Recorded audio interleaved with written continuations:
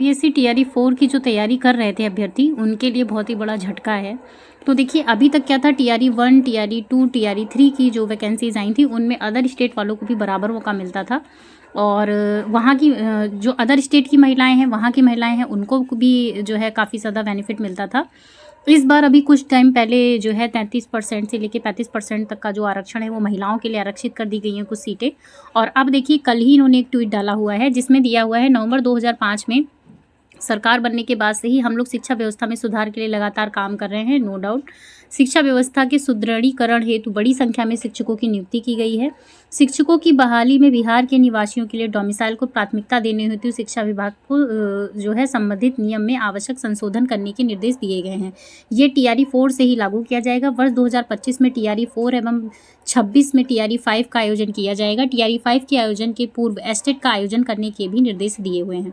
तो यहाँ पे जो क्लियर हैं वो चीज़ें हो गई हैं कि आपका जो डोमिसाइल है वो आपका जो है वो लागू होने वाला है। लेकिन हाँ देखिए, डोमिसाइल लागू होने का मतलब ये नहीं होता है कि 100% आपको बिहार के ही राज्य के लिए हो जाएगा। नहीं, हर एक स्टेट में कुछ परसेंट जो रहता है, जैसे राजस्थान में आपका 5% समथिंग रहता है, तो ऐसे ही आपका हर स्टेट में जो है हर स्टेट में कुछ परसेंट जो रहता है वो अदर स्टेट वालों को मौका दिया जाता है, क्योंकि भारत के नागरिक हैं तो भारत के नागरिकों को कुछ हाँ, लेकिन वहाँ के जो स्टेट वाइज होता है वो अपने लोगों को वरीयता देता है, जो कि होना भी चाहिए। जैसे अगर मान लीजिए हमारे यहाँ यूपी में वैकेंसीज आती हैं तो हम लोग भी देखिए अदर स्टेट वालों को मौका देते हैं, तो ऐसे ही वहाँ के भी लोगों के लिए है।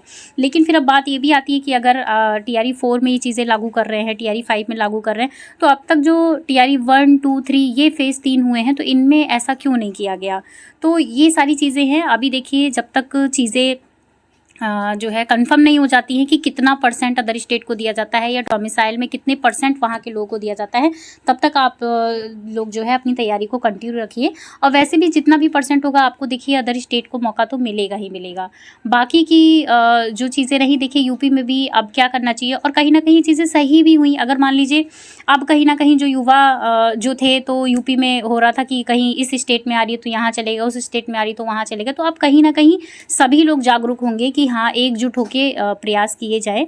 और यूपी में भी वैकेंसीज, जो टीचर की वैकेंसीज हैं, कई सालों से नहीं आई हैं, तो उनके लिए भी प्रयास किया जाए। तो ये बहुत ही जो है सराहनीय तो नहीं कहेंगे, क्योंकि इससे देखिए फ़ायदा भी है वहाँ के लोगों को, बाकी लोगों का नुकसान भी है।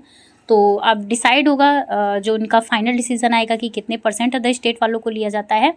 तो ठीक है, इसी तरह की कोई भी अपडेट आपको मिलेगी तो मैं आपको इन्फॉर्म कर दूंगी। बाकी एलटी ग्रेड से रिलेटेड अगर आपको कोई भी इन्फॉर्मेशन चाहिए, उसके सब्जेक्ट कॉम्बिनेशन का भी मैंने एक वीडियो बनाया हुआ है। आपको अगर उसकी कोई भी डाउट हो तो आप मुझसे पूछ सकते हैं। बाकी वीडियो पसंद है और लाइक शेयर सब्सक्राइब करना मत भूलिएगा। धन्यवाद।